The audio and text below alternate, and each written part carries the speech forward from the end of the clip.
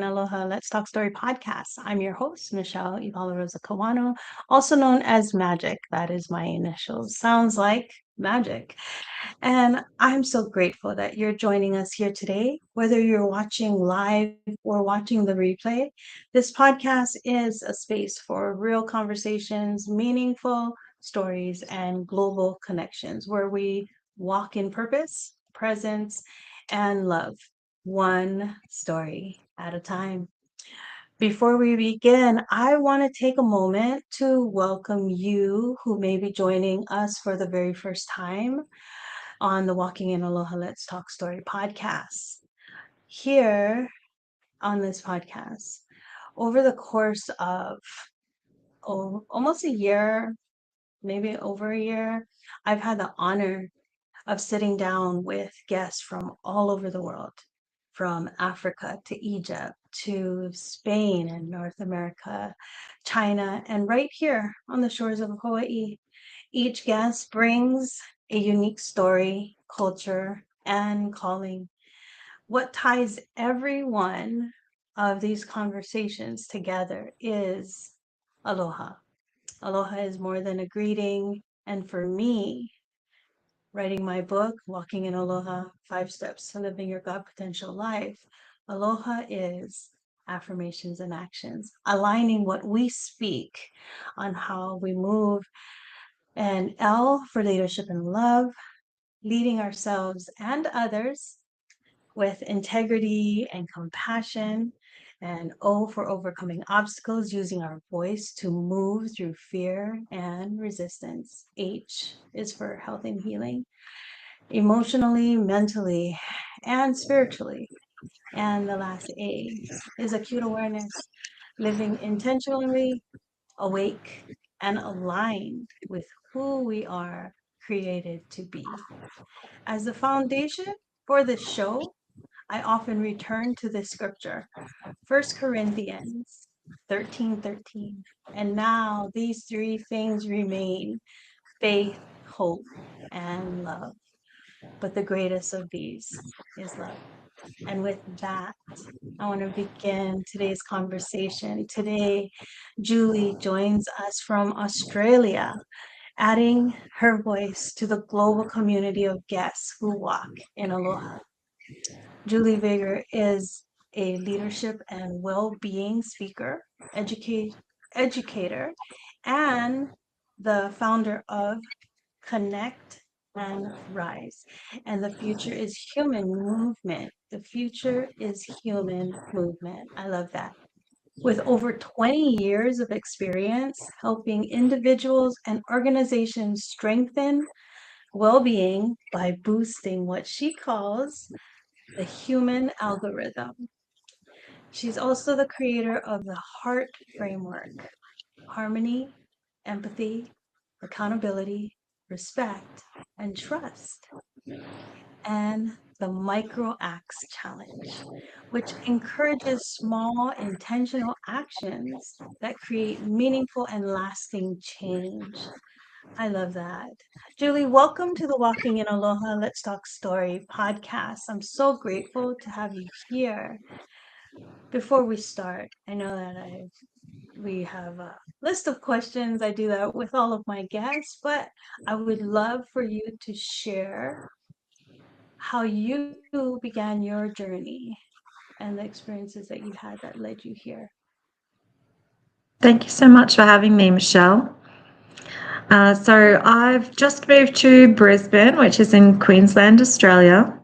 I've just moved from Townsville, which is North Queensland, if you know where the Great Barrier Reef is, one of the great wonders of the world. And I have moved here to be a professional speaker because I want to talk about connection, because connection is the essence of being human. And we're racing towards a world full of AI, and everybody wants to use AI. It's a great tool, but we have to remember connection, and that's what ties us together. And that's what means a lot to me. That is true. Connection. And mentioning AI, I've seen it a lot where there is that disconnect because people think that AI is just something that they're just going to throw in there. But yeah, that's important to know that the human connection is what we truly need in this world, not more tech, right? Not more tech. That's it. So, so let's begin with the first A in Aloha, which is affirmations and actions. So you talk beautifully about micro acts, and I love that small micro acts and the power of small intentional actions, affirmations and actions. I always say that affirmations are just wonderful words. You have to have actions behind those affirmations. What are some simple everyday actions people can start practicing to strengthen connection and well-being? One thing that I often talk about is having a coffee. And ironically, I don't even drink coffee. But it's over a coffee that people have a conversation. And, we live in a world of technology, which, we're using technology to broadcast this today. So it's beautiful to have that as a tool that can connect us in different ways. And we are connected globally right now. But it's also important to sit down with someone in real life over a coffee, or in my case, I love hot chocolate, and enjoying life for that moment and just being in the moment, not checking our phones, but in looking at that person and getting them to feel seen and heard and valued. Because as Brene Brown talks about, connection is the energy that exists when people feel seen, heard, and valued. So to me, just that simple little thing about having a coffee with people, it's been around for years, whether it's cup of tea or whatever you enjoy. But we really need to bring that human connection back, because I guess, when we're 90 and we look back on our life, often the things that people say that they regret is that they didn't have enough time with loved ones, and they didn't stay true to themselves, and they wish they'd lived with more joy. So let's think about how we can find joy in those little moments. And, we're so busy looking down at our phones, and, people are all on the commute to work, whether on the bus or the train, and they're all looking down at their phones. And, people seem surprised when I actually smile or say hello. We're kind of missing that human connection, sadly. Yeah, that is so sad but true. Sad but true. I work at the airport and it's funny, well, not really funny when people say, "Oh my gosh, you're the first person that smiled at me today." And I'm like, you want to tell them I'm sorry, but that is true sometimes. But it's good that you are the one, right? It's nice when you can say that you are that one. So So when people feel overwhelmed or unsure where to start, how can they choose just one action that feels doable and aligned instead of trying to change everything at once? Mm. Yes, well, when I was going through a very stressful time, and I don't know if you know the five most stressful things that can happen in someone's life. Well, just about all of them hit me at the same time. So even though one of those is hard, and when you feel like the ground beneath you is just gone, you feel like your world turned upside down. It's hard to even know what to focus on. So I think we have to find sometimes routine, and it might seem silly, but even just in that moment, making my bed, because at that time I was so stressed that I wanted to just crawl up in bed and not get up. But I forced myself to get up and make my bed, and then I forced myself to walk around the block, and I heard Tony Robbins talk about how he has a cold plunge every day, and I ain't doing that. But he said that he still, after years of doing that every single day, he still does not want to do it. Yeah. um, So sometimes it's forcing ourselves to do these little things to keep the routines going when we're feeling a bit unsteady, that things are stressful. But to do those small things to keep us on track and to just choose the right step in the right direction, even if it's one little step at a time. That is so good. So what I'm hearing you say is that the routines is something that kept you going, and that if we just continue to follow those routines, like how you said, even Tony Robbins, he doesn't want to go jump in a cold plunge. I don't even know why. But hey, a lot of people can swear on it, right? But like you said, force yourself to go and walk around the block, force yourself to get out of bed. Those things that don't feel oh so good at first, but in those Mm-hmm. routines, once you start doing it, it does actually make you feel better in the long run, right? Yeah, well, as Nike says, just do it, right? Just do it. Exactly. And that's And funny that you mentioned. Mel Robbins is very popular these days with her Let Them book. I've read Yeah. that, as many people probably have, and she talks about counting to 5 and just doing it. And she talks about walking as well, putting on her sneakers. When you get to 5, you're just going to do it whether you feel like it or not, because most of us don't feel like doing stuff, um, and exercise is not something I like doing, but we got to force ourselves to keep moving. Yeah, that is important. Forcing yourself to keep moving. Ah, so good. So I So usually like Elle. to walk where there's uh, water. So Ah, you guys probably got beautiful water around you. Um, so I used to yeah. like walking along the Strand in Townsville so I could see the water, or around the river as well. So I find water Um, calming. yeah, that is always good. There's a place, it's Ko'olina, and it's a very nice hotel area, right? But I love the way that they built it, and you're able to go and just walk on the paths at like right around the hotel and everything like that. But it's right around the beach. And so you go through the near the lagoons and everything like that. And it's really super nice. And especially like if I'm, like by myself or something like that, and I don't want to go out there's where it may not be so safe, because Hawaii is Hawaii and it's nice, but there's a lot of tourists.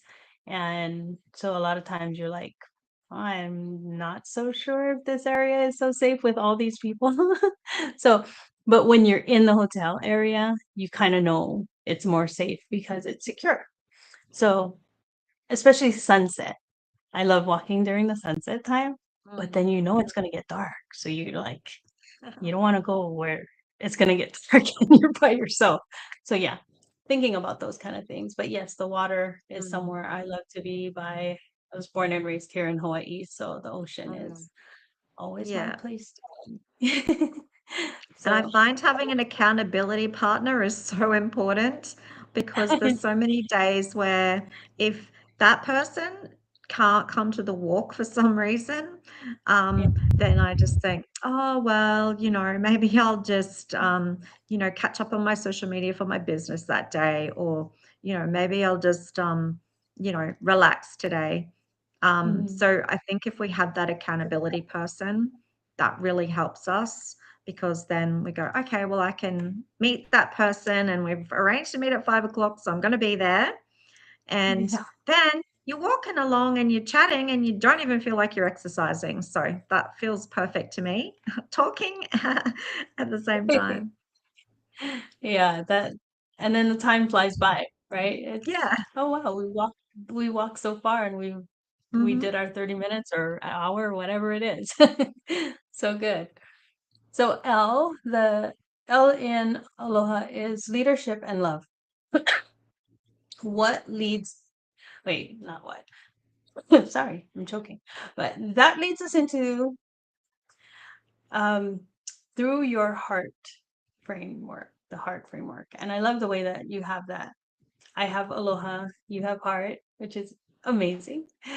Leadership is deeply human, right? What Mm, does leading with empathy and love look like in real life? Not just theory. Because I know, mm, like people can say things, but truly, really meaning it is different. mm. So, what does it look like to you? Yeah, so the heart framework is based like a pyramid shape. So I don't know if Mhm. you've heard of Maslow's hierarchy of needs. So I talk Mhm. about the heart and the heart hierarchy of workplace needs. And in Maslow, the bottom part of the pyramid is your safety and your belonging because those are your essential needs. And at the top of Maslow is your self-actualization, where you're living your best potential. And that we can't actually be creative in life and get our best potential if we don't have the bottom part, which is the safety and the belonging. Mhm. So that is why I based mine in that shape, because what I've put down the bottom for the T is trust. Because if we don't have that trust as the foundation, we don't have that psychological safety. That's where a lot of people don't feel safe to even speak up in their workplace anymore. So that's got to be our foundation. And then we're building on that and having respect for each other, different cultures, different backgrounds. We all come from different walks of life. We have different opinions, you know. And then as we go up, we then have so we've got the T, we've got the R, and then we've got the A. So that's accountability. And then the E is empathy, empathy for each other. And the top is harmony. So AH is harmony, because that's what essentially we want, right? Is we want harmony in our workplace. And then people are going to want to come to work. And Mhm. um, once people want to come to work, the productivity actually increases. And so, for a leader of an organization, you want your productivity up because that's going to have profits up. So, even though it feels like it's, um, your human connection is just your soft skills, it actually relates down to data and money when it ends anyway. Yeah, that's true. I mean, because if your team isn't productive, then what does the company look like, right? Hmm. Yeah. And you look at So true. Canva, for example. So, Canva was created by Melanie Perkins as the founder, and Mhm. she's created a workplace where people want to come to work. It's a $42 billion company now where people feel safe to be able to create and experiment and innovate. So, it shows that those sort of cultures that value each other as humans, they work and they make lots of money. Yeah. So, so true. Can you share a moment from your own journey or from someone you've worked with where leading with heart truly changed that outcome? Yeah, well, I've definitely seen different sides of leadership in my experience. So I've been a teacher and a trainer assessor and all of those types of things in different educational environments. Um, so I worked in a men's prison a couple of years ago, which was a very challenging environment. And when I first walked in there, the first thing that somebody said to me was, "Watch out for the staff." And I thought, that's a really odd thing to say. Why would someone say in a prison, which is full of people that have done atrocious things, why would they say, watch out for the staff? And you know what? They're right. So Oh, after wow. 6 months, I left that job because Mhm. of the toxic nature of the staff, of leadership, of management, of how I was spoken to, Mhm. and colleagues as well, undermining and not having that trust that we talked about before. So, unfortunately, that sort of environment is quite male dominated. And unfortunately, it was the females in that environment that felt as though they had to be aggressive when we don't need to be an assertive leader in an aggressive way. So, I've Mhm. seen on the flip side a principal of a school, which was the biggest school in Townsville at the time. There's a lot of students there. And that principal, she would walk out to the pedestrian crossing at the front of the school and she had the most beautiful hair that she didn't want to put a hat on, so she'd have her little umbrella, and she knew every child's name in a really big school, and she would greet them, say goodbye every afternoon. And so she modeled that leadership. And when we see leaders leading like that, and then the way Mhm. they treat us, at that time, like I was a fairly new teacher, and having a family and things like that. So, for me, my baby photos were the most precious thing to me. And even though she's very busy, she took the time to look at the photos and connect with me, and oh, cute baby, those sort of things. So like, you feel valued, and she appreciated our work, and we wanted to work harder to please her because she created the right environment. Yeah. It's always good when you have that, I've worked in places where you're like, you dread going to work because of the people that you work with. And then there's places where, yeah, you're right. You tend to work harder, you do more, really when you don't have to, just because you enjoy being there, you know. There's places where I've worked at and they thought that I actually owned the establishment because of the way I work. I was like, no, I don't own it. I just love working here, that kind of thing, right? And it's just, it should be that way. If you really think about it, more companies should look at that and it should be that way because then Mm, you're not going against the grain, you know? yeah. Yeah, you actually want to get out of bed and go to work on Monday. Yeah, That would be nice if we all said, "Thank God it's Monday." right. Not waiting for Friday to Yeah. come around so you have a weekend. That's so And that good. school that I was talking about before, the staff, the Uh-huh. morale was amazing. And we did have Good Friday after school. We had the Friday chat and the Friday drinks and things like that. So, Yeah. and then we had a social once a term, and you always look forward to that. And people went to the staff room. And I found over the years in teaching, and it probably is in a lot of other industries as well, where Mhm. less and less people are talking to one another at lunchtime. They're all on their phones, or they're not even going to a staff room, and people are Yeah. connecting less, unfortunately, with devices. Yeah. I was a lead at one of the schools that I worked at. I did early childhood education for so many years.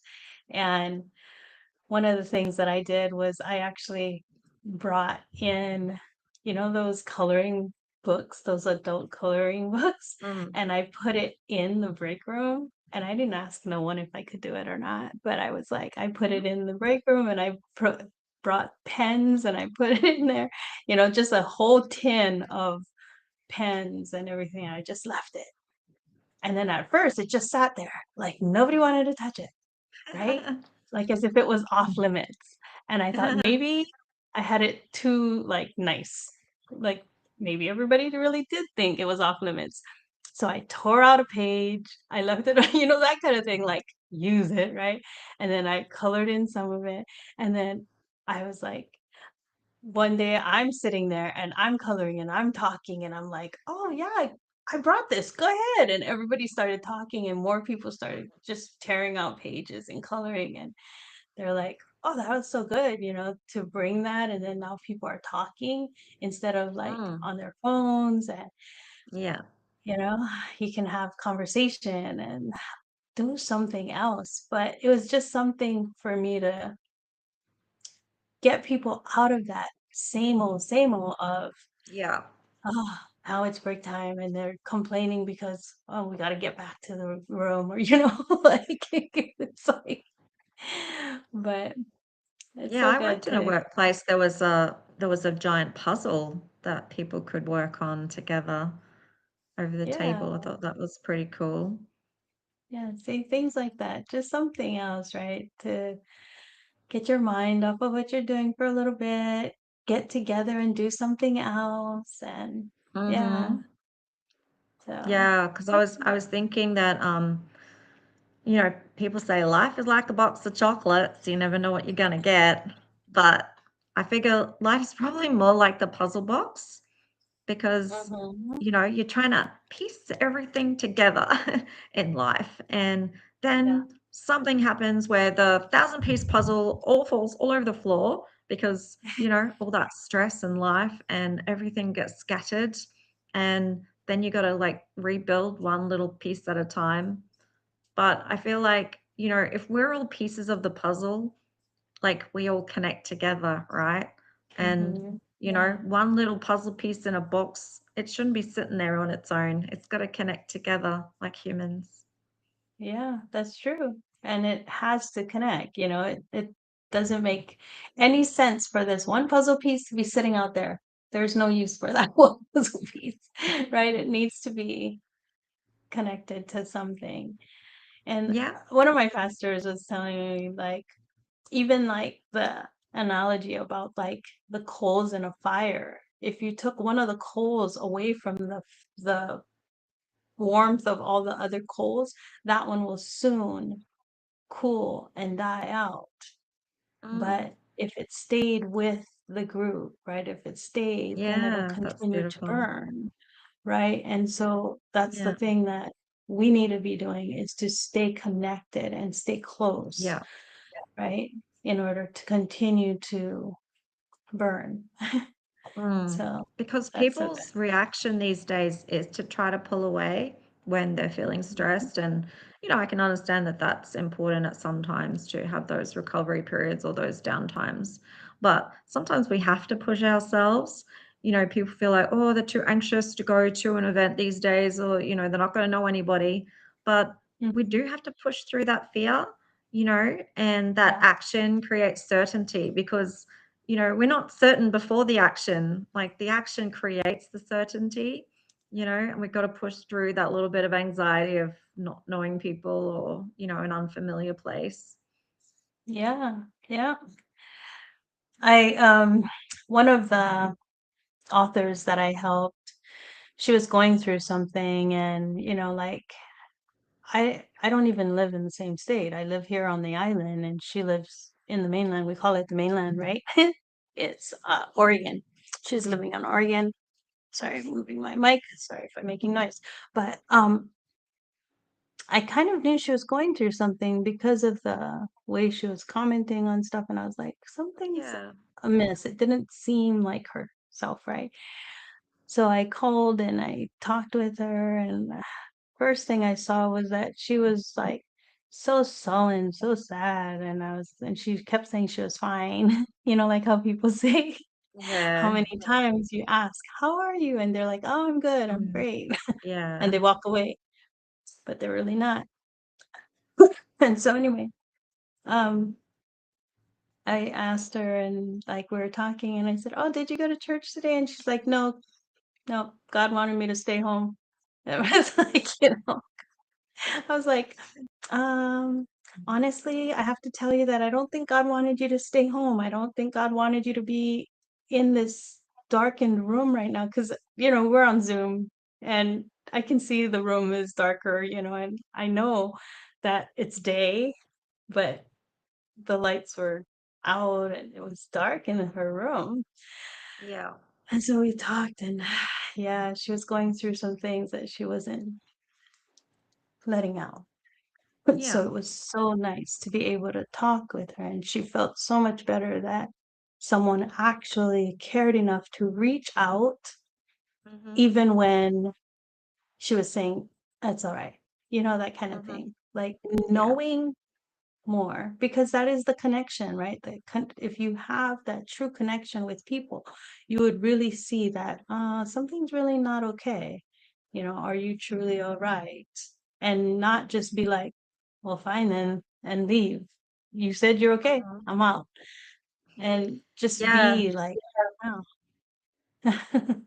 Yeah. Like we have that day, Are You Okay day. I'm not sure if that's international or national, but it's a great thing that we are talking more about mental health.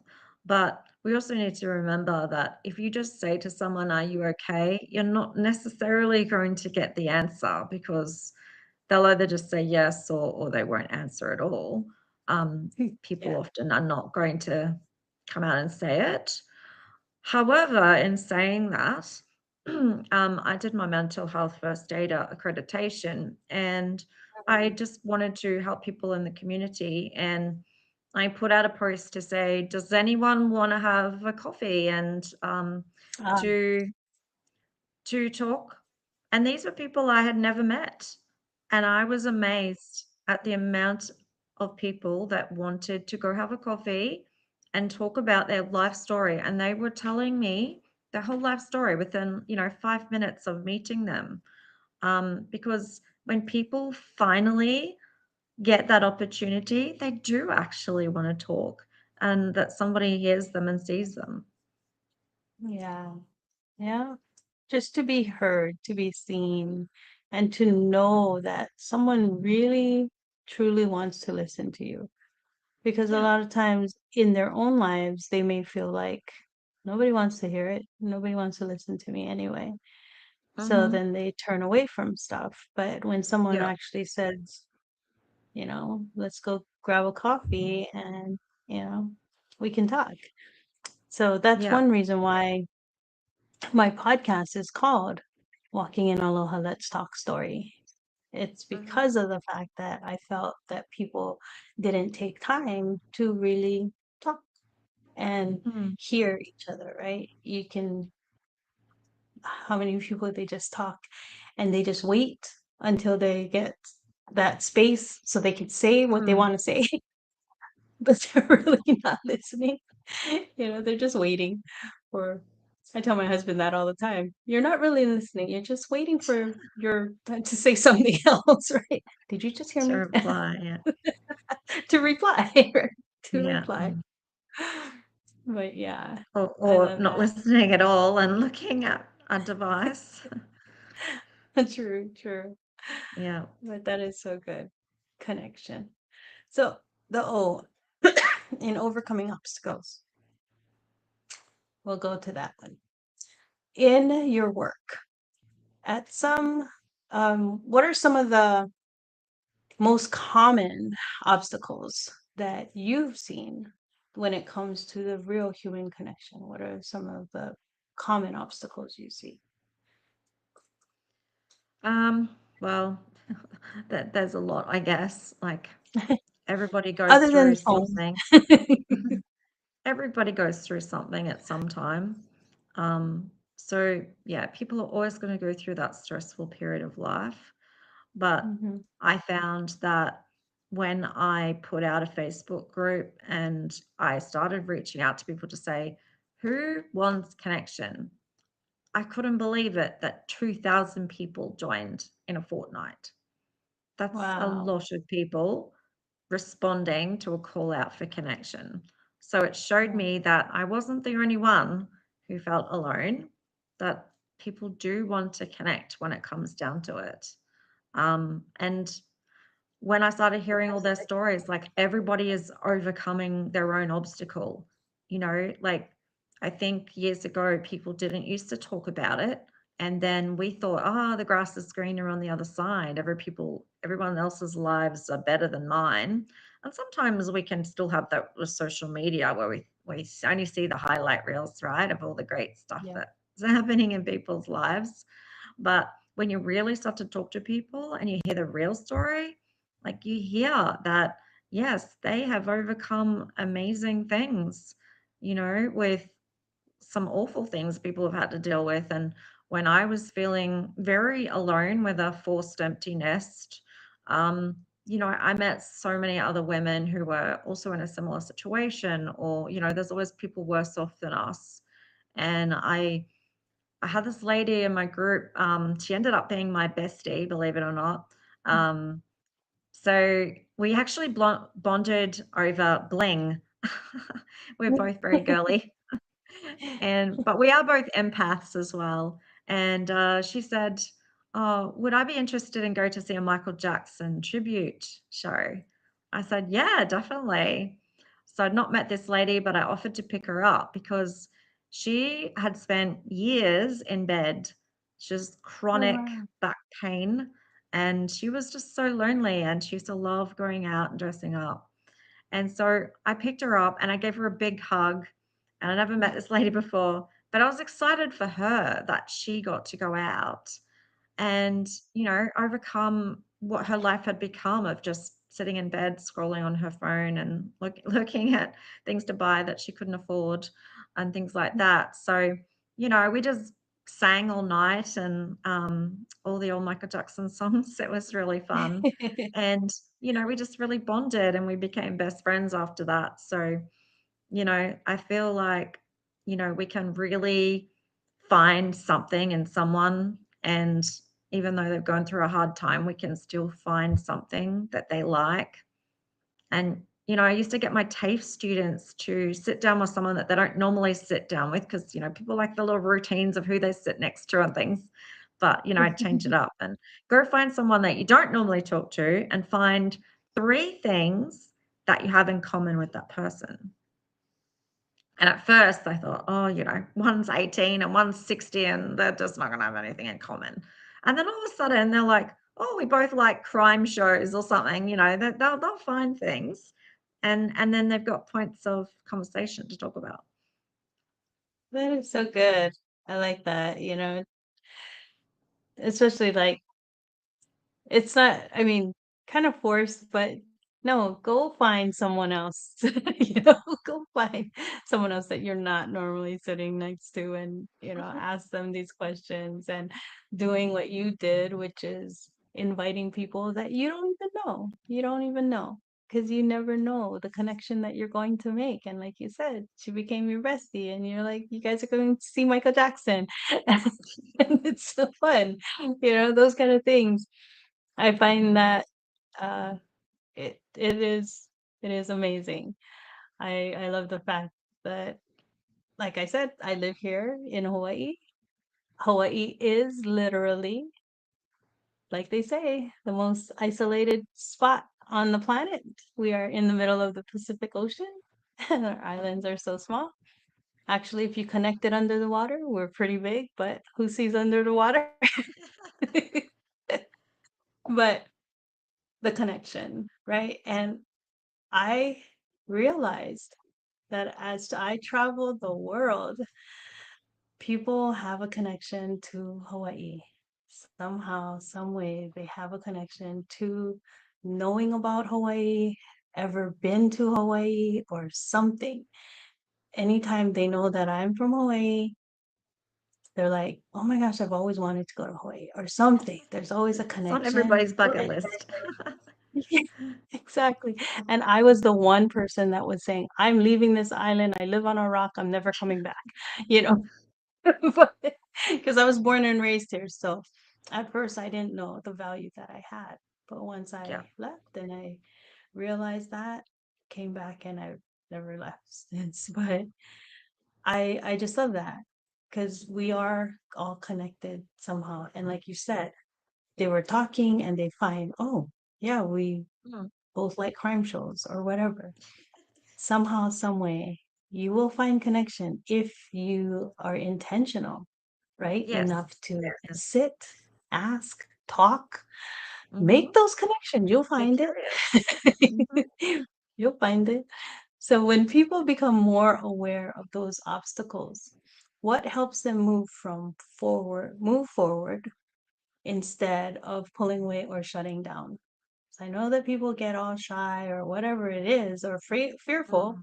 Maybe it's rejection. Maybe it's something. What do you think those Mm. things are? Yeah, I definitely think that people have a lot of social anxiety these days, and Mm, they feel like they're going to be judged, that no one's going to want to talk to them. Um, and so I put on a lot of events for ladies when I was living in Townsville. I'm not doing the women's events anymore, but during that period, I would do things like paint and sips. And the reason I chose things like that is because a lot of people didn't want to just have lunch and have to look someone in the eye over the table and have to have that really intense conversation. I had those sort of events as well, but I encourage people, if you go to a paint and sip or something where you're doing an activity, you're sitting beside the person, not opposite them often, and you're doing the activity and you're just focused on, and like my paint sips were, like you did with the calm coloring. I already had the template. It was like coloring because they didn't have to be great artists. So we're just focusing on the process, not the product. And Mhm. then people felt like, okay, I'm not forced into talking to someone the whole time. I can just do the activity. And then when I feel comfortable enough during that period, I can then start talking to the person. And then they might go get a little coffee over here and then start have a little chat, And I just feel like when people do activities, that they feel less anxious about having to speak the entire time. Yeah. I think that is so true. Because if you're sitting there and it's kind of awkward if you're just sitting at a table and you're all looking at each other like, what do we say? Right? What do we Yeah. do? But if you're doing something together, then it becomes different. And Mm, I'm an artist. I do paint and I've done it with a lot of different people. I brought it to different companies, to different organizations, women's groups, homeless, um, like homeless shelters, or I think I even did it with moms that were in, I don't know, I don't want to say like protective, what is it? Protective housing, I guess it's kind of like that. yeah. There's a word for it. Anyway, it was them and their children, and they were in a safe house. Brought Mm, it there, and, you know, like, I always have a topic, but not like everyone needs to follow the same thing. It's just, but as we're doing that, the painting or whatever it is, just working through that, being able to kind of like work through what you're going through your artwork, and then mm. as they're working, they kind of need to ask like, oh, can I get that purple over there over here or something, Yeah, that's right. right? And they have to like collaborate or something. Can I borrow that brush or whatever? And Yeah, they start talking, and then pretty soon everyone's talking, and yeah, then they're like, "Oh, can I see?" And everyone's it's it always ends up so like everyone's so happy.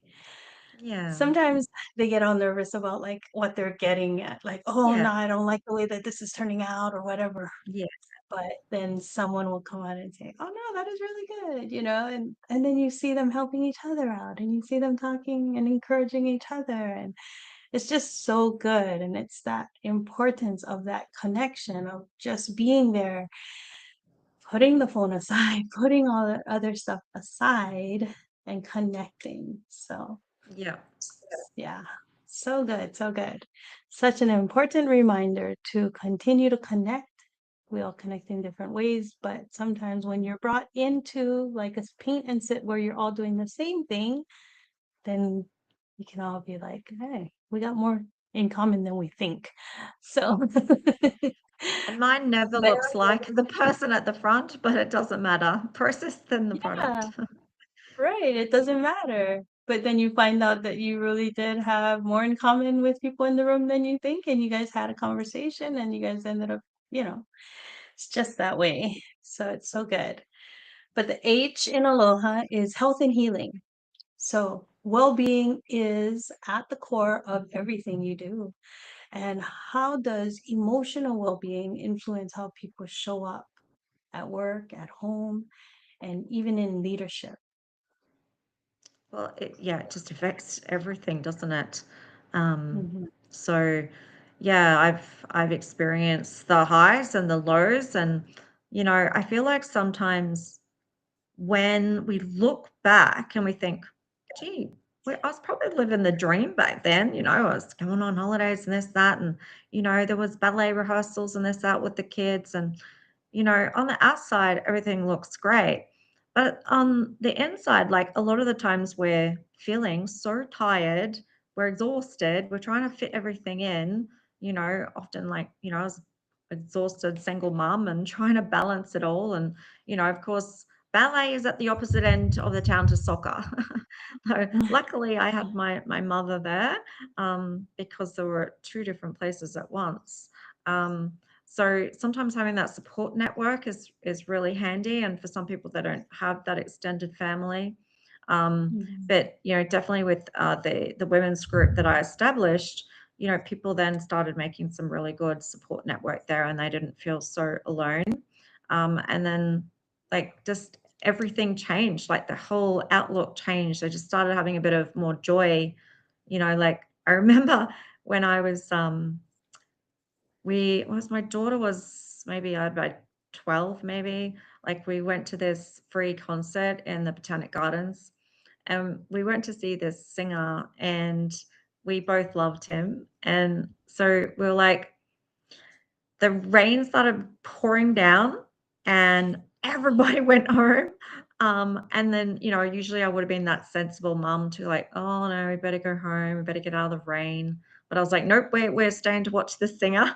So we're like, on the front fence looking up like little groupies and singing the songs.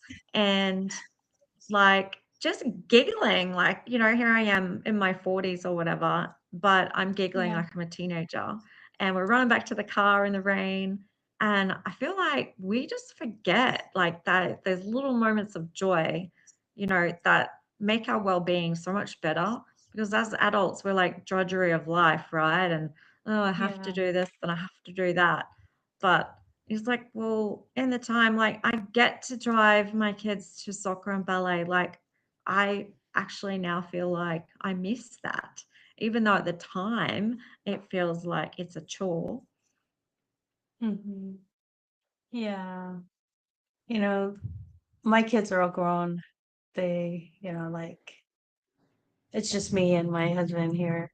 And so they're grown. My grandkids are, and they all live in the mainland, right? So I have to literally like get on a plane. I have to go get on a plane to go see them.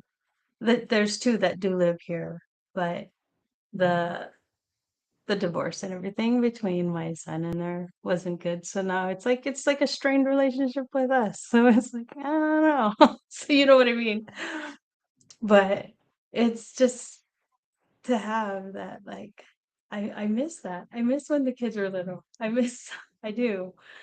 Where it did feel like how you said it felt like a chore at one point. Mm. As I'm older now, I'm gonna be 58, I'm like, man, I wouldn't mind taking them to the library, that kind of thing. Especially when you're like waiting there and you're like, did you get your books yet? Come on. No, take your time. I'd be like, I wouldn't mind. I wouldn't mind sitting at the library while they're picking out their books. Yeah, So, well, in those times of really stressful periods, we then look back at those other times and think, well, I wish I had that life again. yeah, exactly. Because then you now compare it with the stuff you're going through now, and you're like, oh, that was so much easier.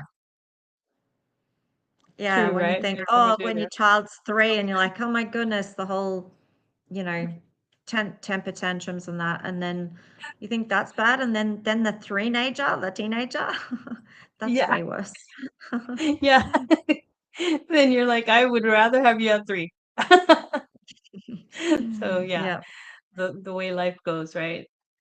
But for someone entering a new season, or rebuilding after burnout, what are some early signs that healing and balance are beginning to take root?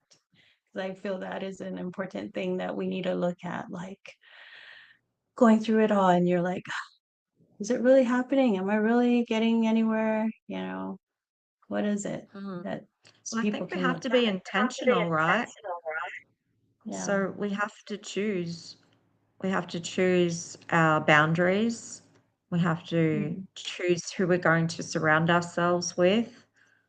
Because some people drain our energy, some people are like sunshine, and some people are like dark clouds, and they like make us feel small and sad. Mm, yeah. So it's like being intentional about who you're going to choose to be around. and choose who you are going to become.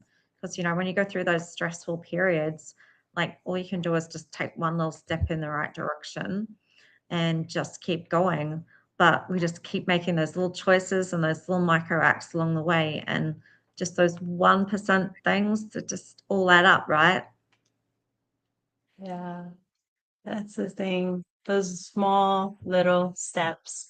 Because sometimes we think that it needs to be some big action to change things, but it really isn't.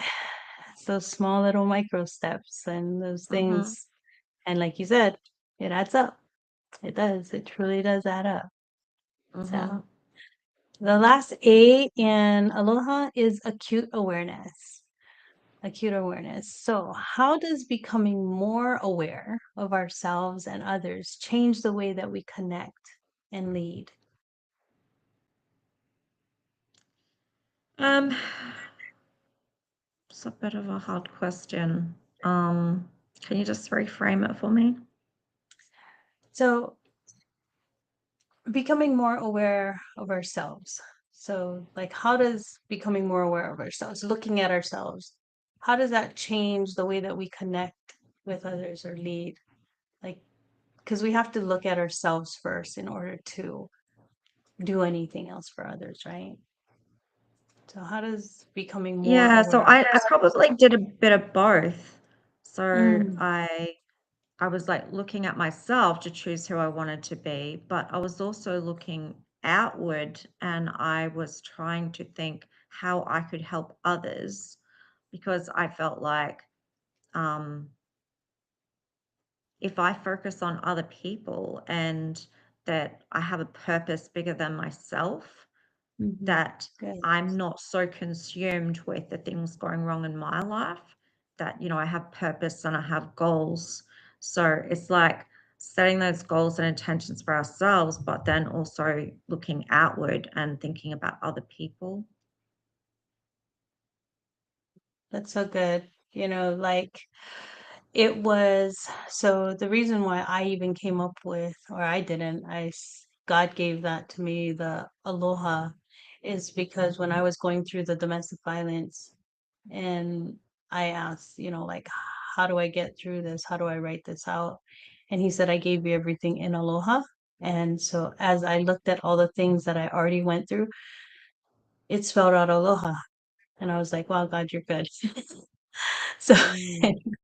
the acute awareness was one I was like, now after all of the stuff that I went through, I could see myself as being more like not just aware, but more acutely aware about things, right? You're looking at things and you're Mm. like, no, you know, for you to say that is really controlling. And, so you see things differently now when people talk to you or because what you were in before. And you're like, why Mm. didn't I notice that before? But sometimes we kind of like ignore those red flags or whatever. But it Yeah, was when we're in the moment. Mm. in the moment, exactly. But Mm. it's that acute awareness that helped me out. So, yeah, becoming more aware of ourselves, right? And like you said, to look at others, to be like, I have more, like, if I do more for other people, or if I can do this for someone else, then I'm not just looking at myself and kind of like I can move forward, right? Mm. So, is there a simple like daily check-in or reflection that you recommend for others to help them stay grounded or present in what they're doing in their interactions with others? I think gratitude is a big one, and I it love that. it sounds really, really simple. Mhm. And when I was going through a really stressful period, like when my mum got cancer, and she was my rock, and I just didn't even know how to cope with that diagnosis. Um, and then when a friend was asking me to find something I was grateful for, I really, really struggled with that because I thought my whole world right now is my mum being sick and that I've got to go to see her in the hospital, the aged care every afternoon. Um, Mhm. but I had to dig in and find what I was grateful for because life got even tougher after that. Like lots of more things went wrong. And if I didn't find the little tiny things that I was grateful for, just the sunshine, like I love the sun, the warmth, and, the fact that I have a warm bed, like we have to think about the things that we're grateful for. Yeah. Gratitude is huge, like just going through the things that I'm going through right now and the things that, like having to thank God for, like you said, the sun. Thank God Mm, that I live here in Hawaii. Thank God for, mm, just being thankful, that gratitude.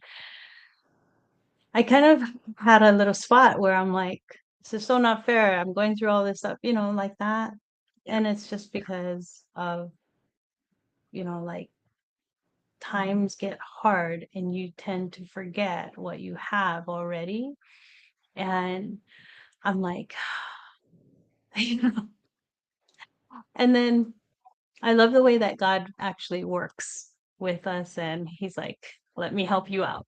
And so there was this little I hardly ever watch TV. Okay. Hardly ever watch TV, but this song came up on my phone. And when she was singing it, she was singing about all the bad stuff. Like, um, and her voice was so sweet and nice. But the lyrics, she was singing about like, thank God for the hell of it, like the thing, and I was like, what? So I had to listen closer.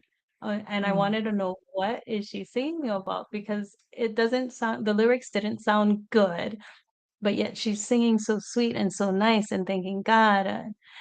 I'm like, so I listened to it, and yeah, it was this, I want to say silly, but it was not silly because I watched it. A camping thing that was on Angel TV or Angel Studio.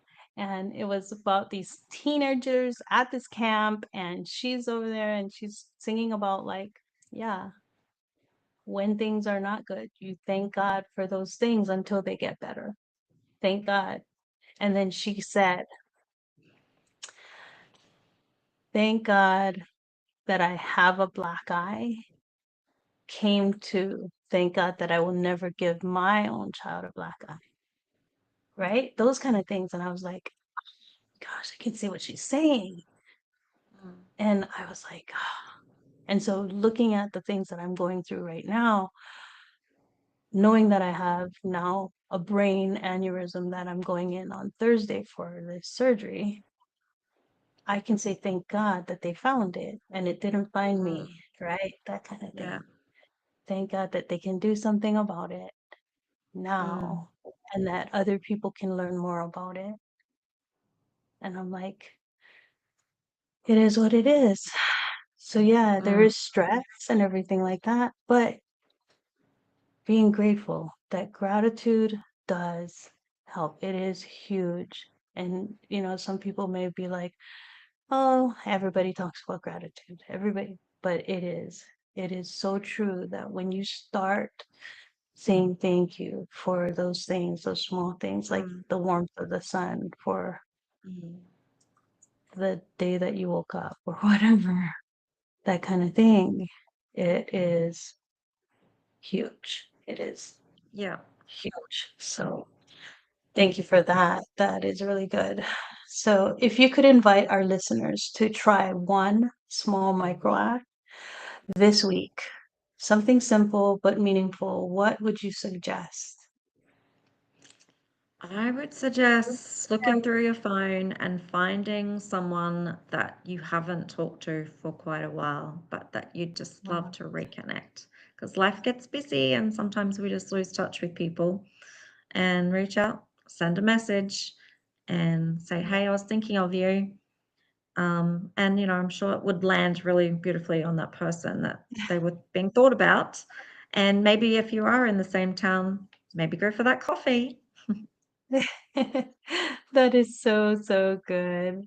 I love that. And, like you said, just look in your phone because you got a whole list of contacts. You probably haven't reached out to someone in a while. Yeah. So, as we begin to close, when you think about the legacy you're creating through Connect and Rise and the Heart Framework, what do you hope people will carry forward because of your work? I want them to remember connection Yeah. because as the world just gets more and more just so entangled with technology, we can't escape it. It's become part of our everyday life, but we have to force ourselves to keep Mhm. connecting with people.